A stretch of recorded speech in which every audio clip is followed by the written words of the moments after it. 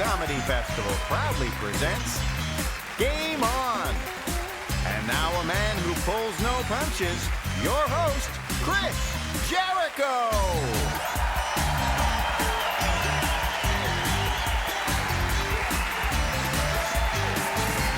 Wow.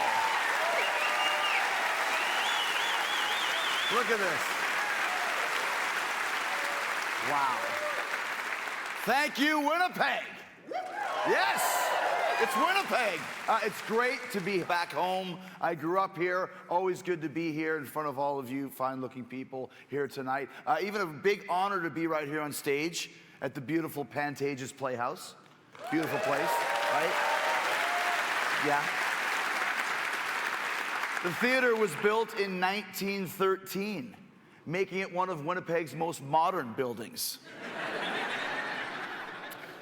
One of my most famous moments as a performer, people ask about and say to me all the time, it went viral online, getting millions of views on YouTube, is me telling a heckler at a WWE show, "I'm from Winnipeg, you idiot."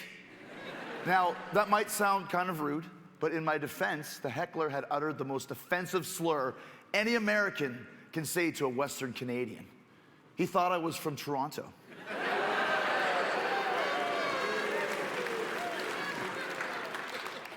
But the theme of tonight's show is sports. I mean, I love sports. Everyone loves sports, right?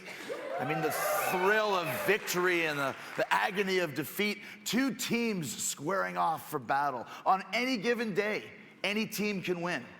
Unless one of those teams is the Edmonton Oilers. But, you know, I love everything about sports. Well, I mean, almost everything. I do have a list of issues I have with sports. I mean, for one, I don't like dudes who propose to their girlfriends at the game. Was that her dream, do you think, bud? Do you know what would be romantic?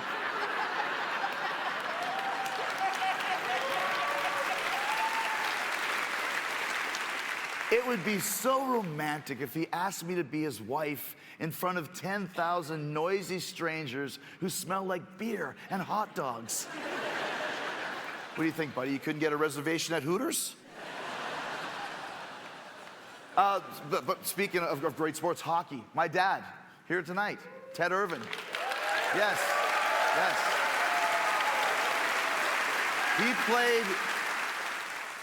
My dad played more than 700 games in the league back in the 60s and 70s when players fought every night and nobody wore helmets. Right?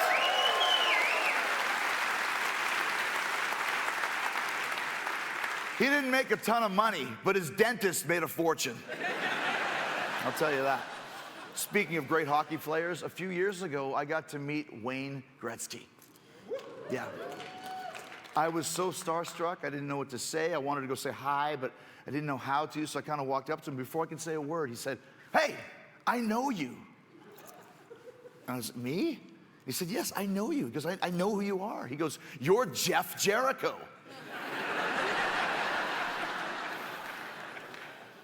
Pros, cons. Gretzky knows at least half of my name, right? So I didn't even bother correcting him. As a matter of fact, I want all of you to refer to me as Jeff Jericho for the rest of the night because Wayne Gretzky said so.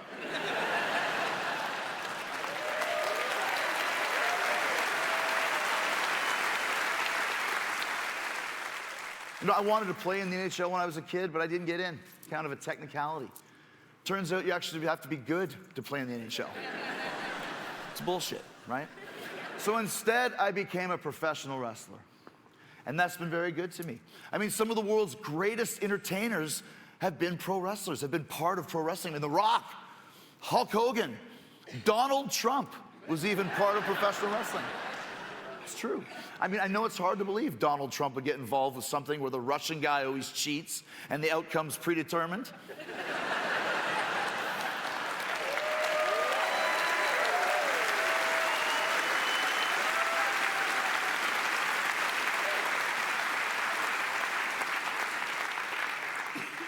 That was the obligatory political joke, just for you.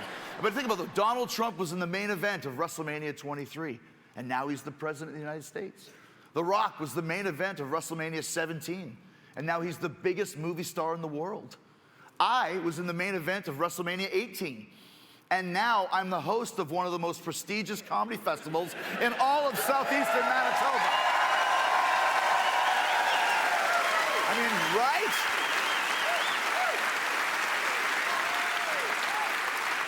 All right, so what do you say? Are you ready to meet the first act? Are you ready? All right, this comedian has been hailed as the Michael Phelps of comedy, which is a nice way of saying he smokes a lot of weed. Please welcome Rob Pugh.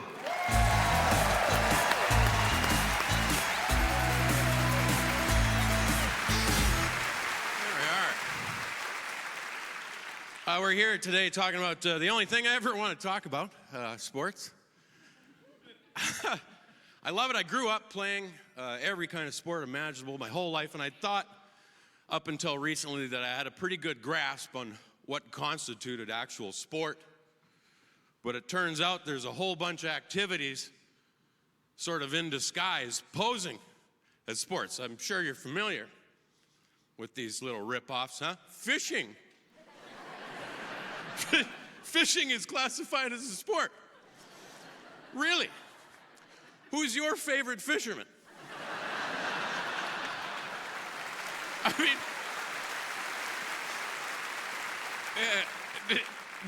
at any point in your life, did you have a poster on your wall?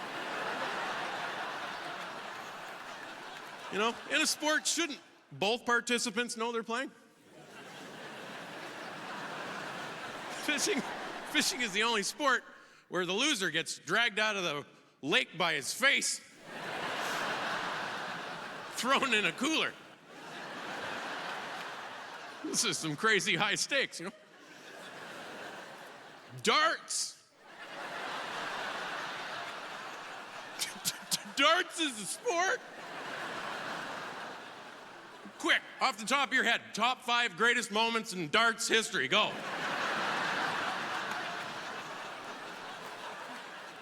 You can't tell anybody you're a dart player with pride.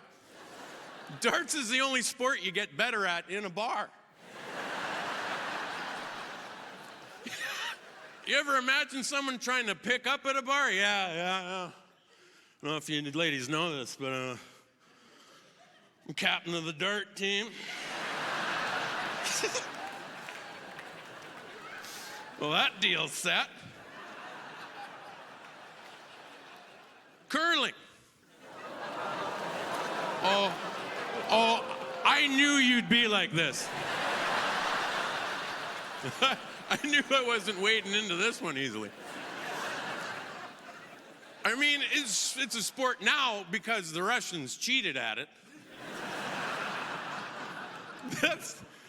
That's gonna tickle me for so long.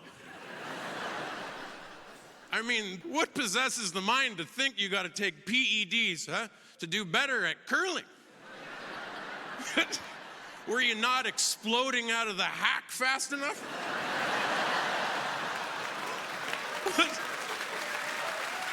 Yeah.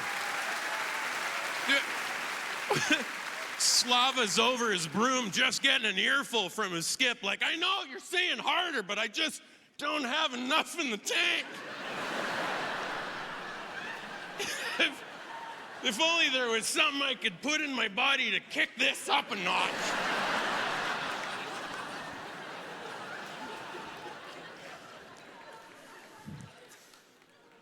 I played hockey my whole life, huh? I still do. I won't give up the dream.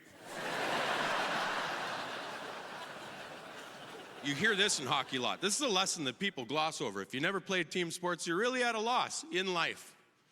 Okay? Keep your head up. Keep your head up. Now, I learned this lesson the hard way, okay? There's a 17-year-old kid playing some hockey out in Alberta, you know. Now, at that age, I felt fairly invincible, untouchable, huh? I had locks. Hair was flowing like Thor. I could move quick like a bunny. I could really skate, really dig in. And I love the sound. I come around the net this one play, huh? We're in camp. I come around the net and I'm digging in the sweet sound of the edge work. That, oh, it's musical to me. I'm stick handling an uncooked egg here, you know what I mean? I'm really smooth mitts, and I'm admiring my own handiwork. And I know I'm moving fast because my jersey's just rippling like this. Little hockey hair tickling out the side, tickling. Well, of course, I look up, and there's this man, okay, not a boy, 20-something-year-old man skating through the neutral zone straight at me, eyes locked on me, and his gloves are already off. I thought there was something happening. So I looked behind me and went, me. You know? I kind of coasted into him. My gloves came off, but they sort of shook off. Terrified, I'm about to fight this barrel of a man. He skates into me, and with a hand the size of a dinner plate, you know? He put this bear paw on my chest. Now, his middle finger touched my collarbone. The base of his palm touched the top of my belly button. It was a real big hand. He raises this fist dramatically as if to show me, like, I'm gonna hit you with it. And I remember getting all peaceful. Like, grade 3 was great. He dropped that sledgehammer. My lights went out. I didn't feel pain. I remember thinking, thank you. Quick and easy. I'm into efficiency. Then I see a pinhole of light, and I think, well, I'm dead. I start going towards the light, you know? And as I got closer and the light got brighter, I started to feel pain, like a spike going through my ears, you know? The pain of a broken jaw, the water filled my eyes, and the taste of copper in the back of my throat. Now, my saddest moment in hockey, I woke up, wiped the water from my eyes, and I was still in the fight.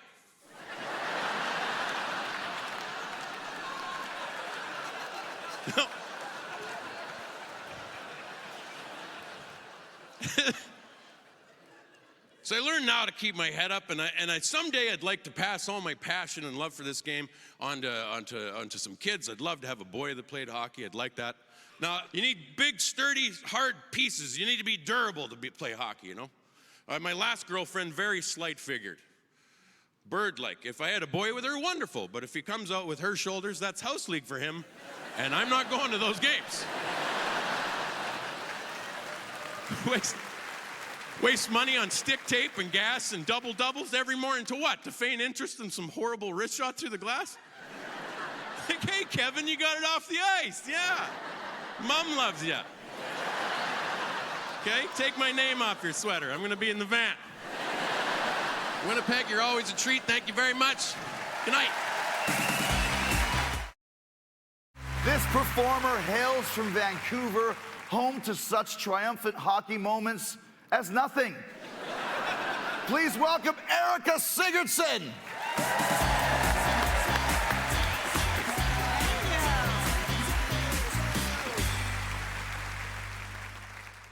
So I like watching most sports. I don't know a lot of the rules, but I like watching them. I have a problem that golf is on TSN. It's not a sport. It is so boring. Has anybody tried to watch the Masters? They're probably dead if you did. Like, if I had an hour to live, I would ask them to put golf on TV. Because then it would seem like an eternity. Right?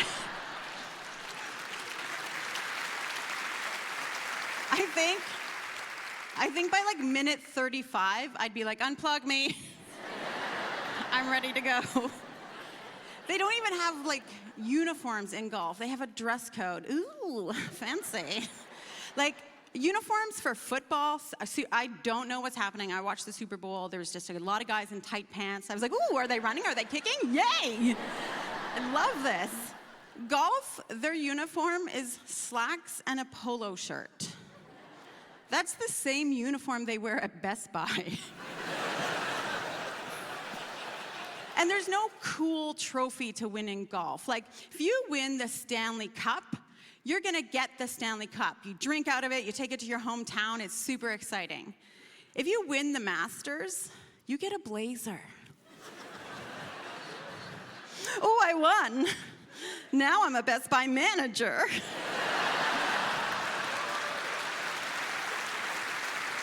So exciting. I played sports in college. Anybody who played sports in college, you know your last game is really emotional. Like, for me, it was the tryouts. Yeah, they said, "You're not good. Please go away." Now I box, because I try to stay in shape, so I box. I don't know if anybody, we don't box each other. We just hit the bag and then the pad work. But I do one day want them to just blow a whistle and just yell, "Fight Club!" And then we just, you know what I mean? Like, just go at it. Because you don't really know if you're good until you get to just clock somebody out of nowhere.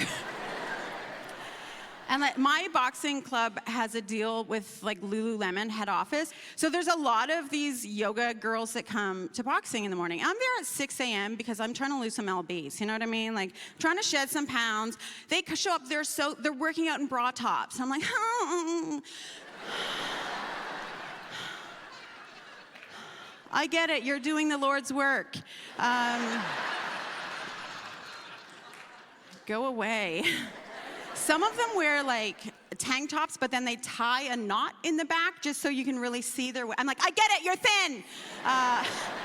And that's the girl that's getting it. If they ever yell Fight Club, you know what I mean? Like, that's the one. She wouldn't know what happened. She's just like, "What's Fight Club?" You're down. Uh-oh, uh-oh. Tank top is secure. Do not worry. The only sport my husband and I do together, I don't know if there's couples that do sports together. It's not a good idea.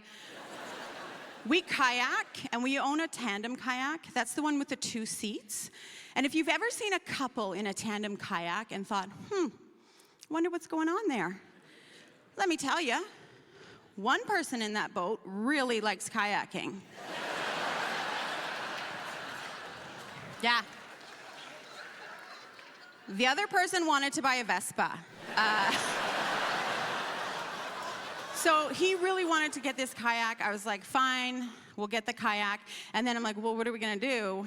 Like, just kayak around English Bay? And he's like, no, we're gonna go on a kayak camping trip. And I was like, that's 2 separate things. Camping is on land. And he's like, we put our stuff on the kayak and kayak. And I was like, I don't wanna be with you anymore. So we did it, like an idiot. I do this. We put all our stuff in the boat. We kayak to one of the Gulf Islands. Now, first, I've never kayaked before, ever. First day, 6 hours in the boat. I know, I was so mad. I was furious. He's in the seat behind me. Hour 3, and the problem is, you want to go with the wind at your back, right? So he's coaching me non-stop for 6 hours. I am yelling things back of a less coaching manner. And he's just nonstop. You ever learn a new thing with your partner? Just so many tips. We're paddling. He's like, use your core. I'm like, oh, I hate you. And then he's like, keep up with my stroke. And I'm like, I can't do it in the bedroom. I'm not doing it here. Just, right? So we camped for like 4 days, and it's the best. Best time of my life. I'm on the ground. I know there's a journey back. And so we have to kayak back. And now we get in the kayak late. It's not important whose fault it was, but it wasn't mine.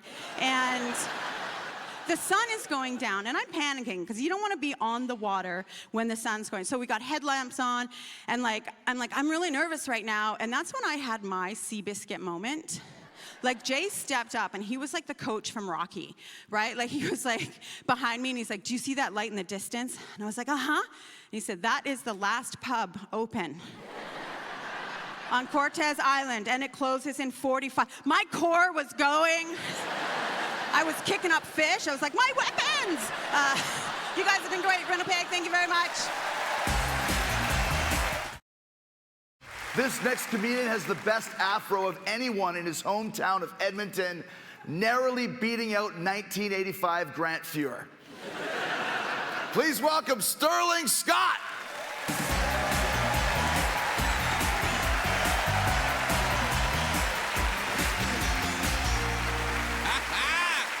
This is great!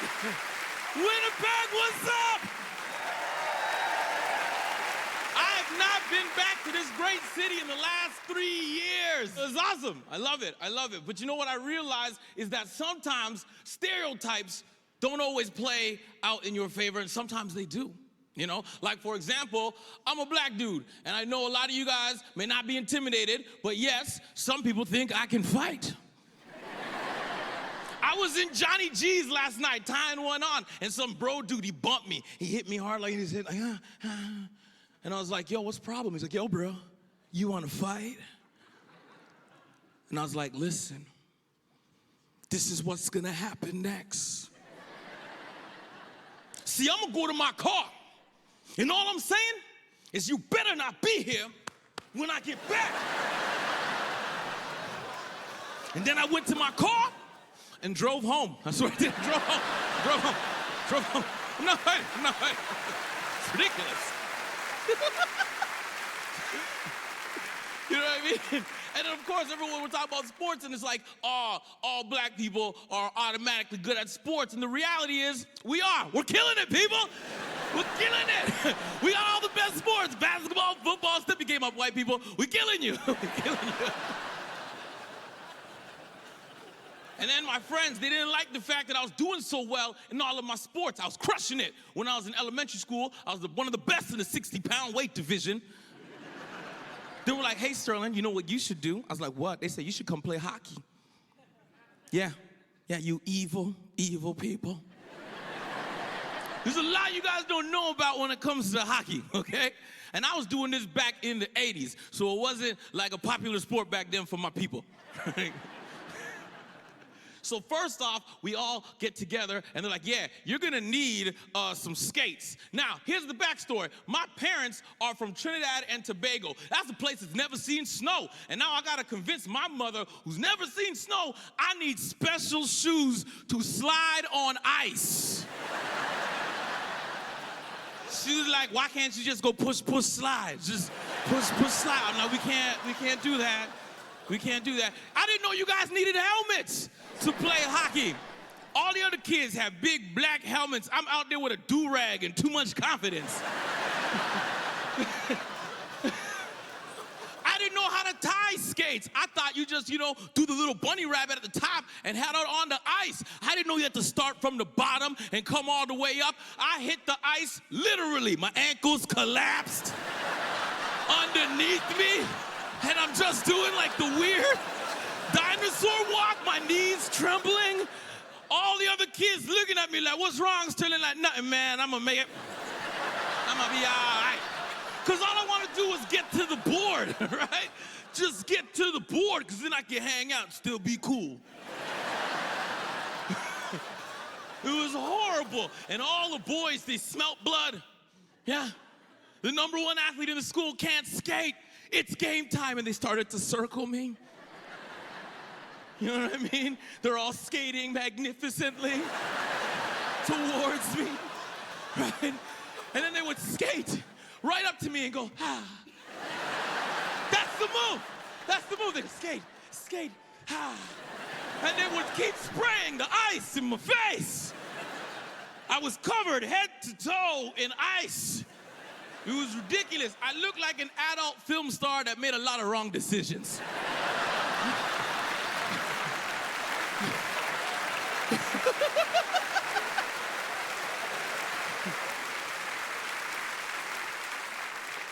One of my greatest sports stories happened when I was in high school. When I was in high school, I was one of the fastest athletes in the country in the year 2001, right? A long time ago.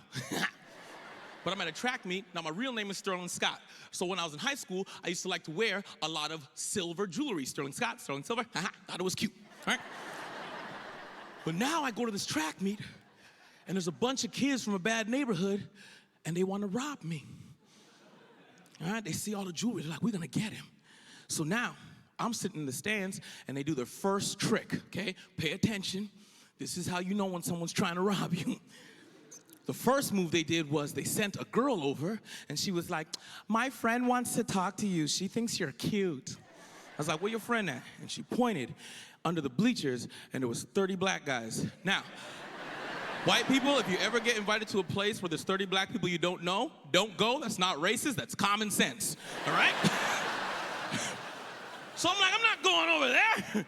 So then they do the next tactic, right? They sent some little guy into the stands, right? And he was gonna try to start an argument with me. And then what happened is everybody would jump in, jewelry goes missing, you don't know who to blame. But I saw this happening.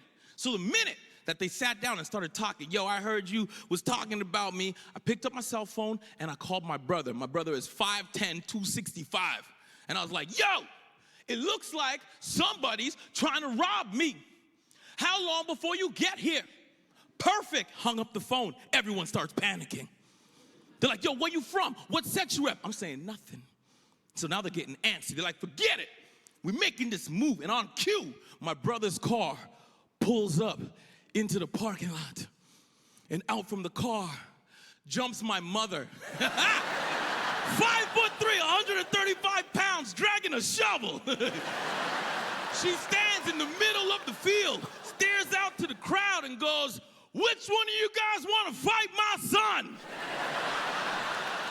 I have seen a guy get shot and pull the bullet out. That was the second most gangster thing I had ever seen. I was like, mommy. I don't care, I still say mommy. Mommy, I'm right here. She's like, good, let's go. And we decided to leave, but she exits in the same area where those 30 guys were before. And as we're walking by, one of them taps me on the shoulder, and he goes, yo, you got lucky. But my mom heard him. And my mom turned around with the shovel still in her hand, pointing it at this guy's face. She goes, yo, let me tell you something. This is what's gonna happen next. See, I'm gonna go to my car, and all I'm saying is you better not be here when I get back, because I had to learn that from somebody. My name is Sterling Scott, I'm out of here. When this next comedian began his career in 1978, Canada only had 3 NHL teams. Today there are 7. Coincidence? Very much so. Please welcome Simon Rakoff.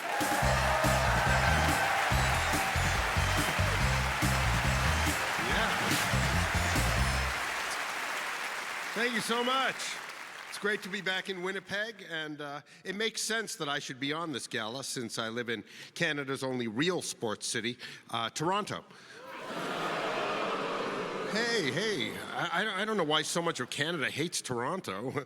We don't think about you at all. But it's crazy. Everywhere I go across the country, people yell at me, Leafs suck. You know, I get on stage, Leafs suck, because it's my fault. You know? Yeah. I don't know why the coach gives me so many shifts. Truth is, I don't know anything about the Leafs. I mean, apparently they suck, but I've never actually seen them play. I don't follow hockey. I don't hate sports. I just don't care about sports. And it's not because I'm jealous, because they're young and fit, and I'm short and old and fat and slow. They have abs, and I just have the one ab.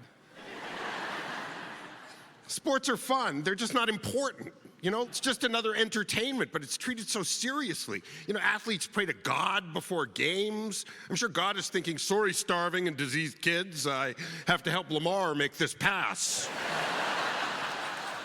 People say, well, sports are healthy. Really? I don't think so. Who are the fittest athletes? Triathletes, maybe? You know, they call them Iron Men. I'm in lousy shape. But if I went to the finish line of a triathlon, I guarantee I could kick every one of their asses right after they come in. Not so fit now, are you? Yeah. I spent the day on the couch eating pizza, and I'm taking on all of you. I don't think kids should look up to athletes the way they do. You see these little guys in their Raptors jersey with the name of their favorite player on the back. I like to go up to them and say, you look so much taller on TV. People who go to the Olympics give up their youth for it. Everyone else is going out and having fun. Meanwhile, those athletes are just working on being world-class divers or whatever, you know? Friends call them, hey, we're at the bar, come on down, there's girls here. No, sorry, I have to dive, I'm diving. It's not a well-rounded person, you know? And for what? There's only 3 winners out of all the competitors in the world at the Olympics. You ever see the end of an Olympic race? Gold, silver, bronze, loser. 0.003 hundredths of a second separate the glorious champion from the piece of crap loser. I mean, I'm sure the 4th guy is thinking, wow, I probably should have had those beers and gotten laid. Meanwhile, everyone else he knows has spent their time becoming doctors and other productive members of society. He's an athlete. You can only play till you're about 25, 30. It's not like the athletic skills are transferable to a real job either. I mean, after the Olympics, what are you? You're a 20-year-old with one useless ability. I mean, I suppose discus throwers could, you know, deliver pizza. Curlers could work as super speedy custodians. Wow, they swept the entire school in 8 minutes. Pole vaulter could help clients in Mexico. Could be an immigration consultant when Trump's wall goes up. Yeah.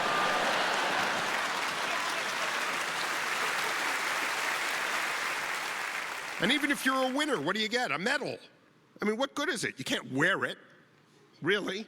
I mean, nobody's going out wearing a medal, unless it's some knob who picked it up on eBay. And, oh yeah, my Olympic medal. I forgot I put that on before I came out. I won it at Salt Lake Placid in hurdles. The whole Olympic credo is higher, stronger, faster. But it's not really fair because it's only open to humans. I mean, think about it. If we let other species into the Olympics, we wouldn't win 1 medal. Long jump, the kangaroo, oh my God. Weightlifting, the elephant. Wrestling, the gorilla, didn't even train, killed our best guy. That's the podium, gorilla, 2 dead guys.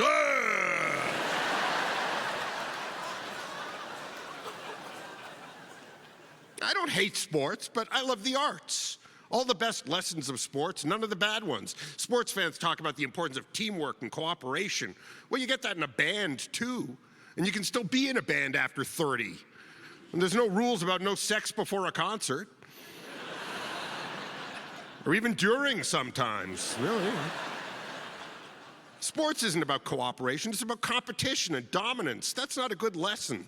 The real world isn't divided into winners and losers. There's room for everybody. The arts aren't competitive. If they were, the Beatles would be the only band. The Stones would have to sit in the locker room and cry, apologize for the fans. Sorry, we came in second. I don't hate sports. I just think they need to be put into perspective.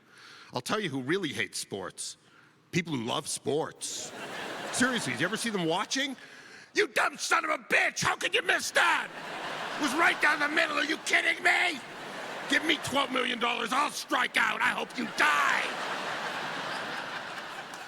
You see them watching. What are you doing? I'm watching my favorite thing. Leave me alone. Okay, well, you enjoy that then. And I've really enjoyed you folks. Really a treat. Good night, and thanks for listening.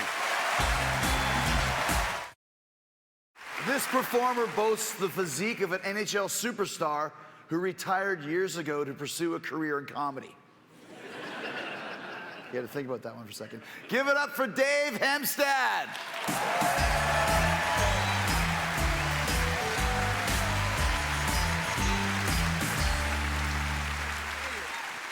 Thank you. Thank you very much. What fun. Sports are the best way to stay in shape. I used to be a great athlete. This is all leftovers. I was in amazing shape. I used to be able to put my socks on standing up.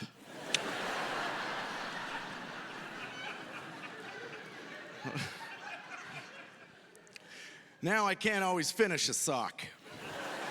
That's a sad start to the day. You ever get halfway through a sock and realize you didn't bring enough breath down with you?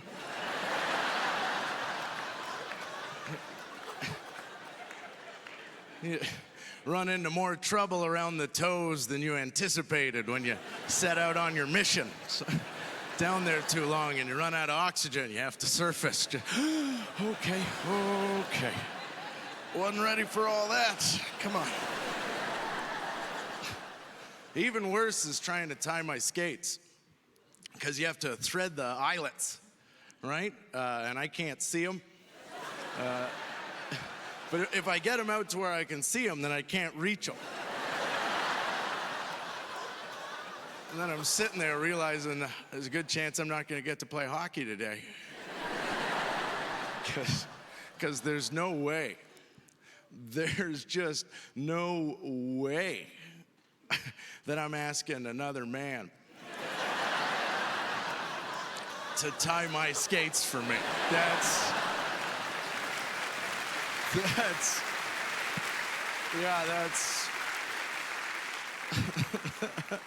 that's my body telling me it's time to stop playing hockey, I guess. Sooner or later, we all have to stop playing sports. You know, for most of us, it's sooner. And I'll miss playing hockey, I will. I got into hockey since I was a kid, you know. I got into it for the same reason all Canadian kids start playing hockey. I wanted my dad to love me.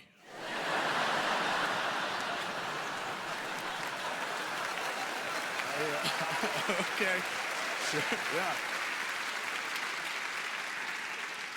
I don't know how else you're supposed to pull that off. I mean, what are you gonna do? Play piano? Come on. You know how good you have to be at the piano for your dad to love you? You have to be amazing at the piano for your dad to love you, and he's not coming to the practices. If you have a 6 a.m. hockey practice, your dad is up at 5, he drives you to the rink, and then Tim Hortons makes a commercial about him. Now, if you have a 6 a.m. piano practice, you're riding your bike in the dark.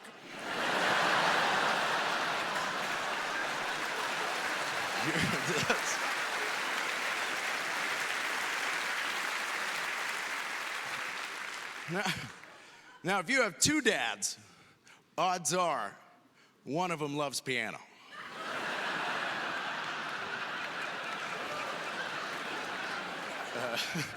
But if you only have 1 dad, you better get out there and work on your shot. You are, because you're one fluky goal away from a hair tussle and some ice cream. And I still play sports, because my dad's still alive. So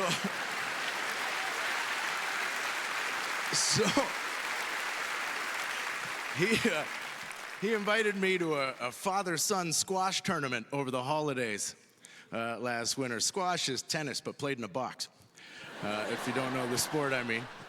So the thing is, he misled me a little bit. It wasn't a father-son tournament. It was a parent-child squash tournament. So our first round match is against a woman my age and her 12-year-old daughter. Oh, well, like, what are we doing? What are we doing? This is stupid. What are we doing? And my dad's a prairie boy, you know, a real Mike Babcock type, you know, just tough. So he doesn't fall for any. He's like, never mind who you're playing. Let's go. Focus. You know?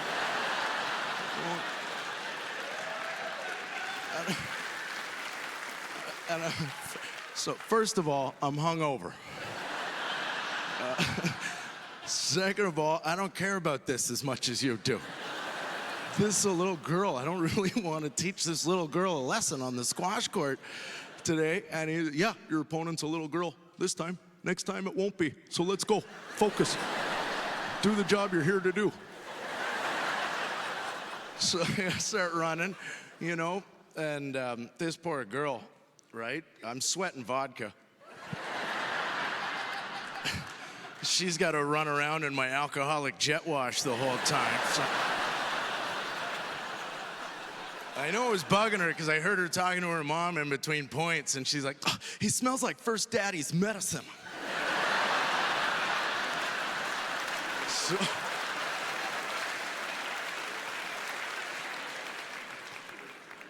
Anyway, we won. So we advanced to the next round, and now we got to play some 90-year-old guy and his 70-year-old kid. And they were great.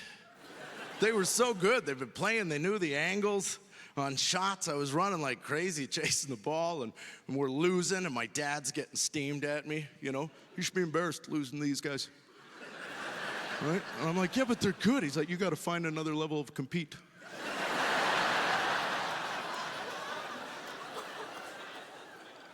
What was I supposed to do? I didn't know. Am I gonna let my dad down or suddenly get better at this game? I don't know what to do. So I played a shot in front of me, and I felt this old guy trying to get around me, so I just left the hip out on him a little bit. Boop-she, boo. I don't know if you've ever seen old people fall. They suck at it. They're so bad.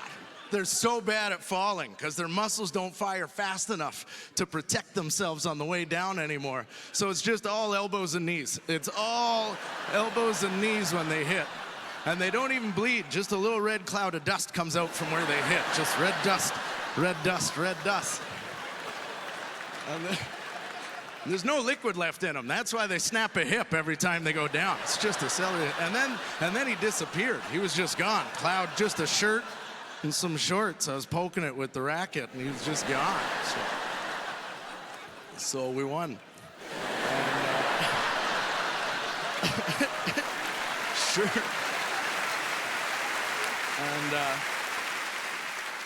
And later, we were talking over ice cream.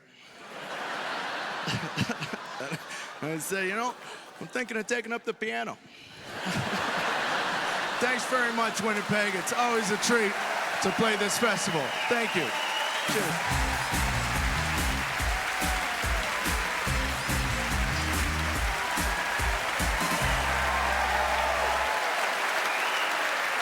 Isn't that great? Did you guys have a good time tonight? Well, guys, that's our show. I hope you had a great time.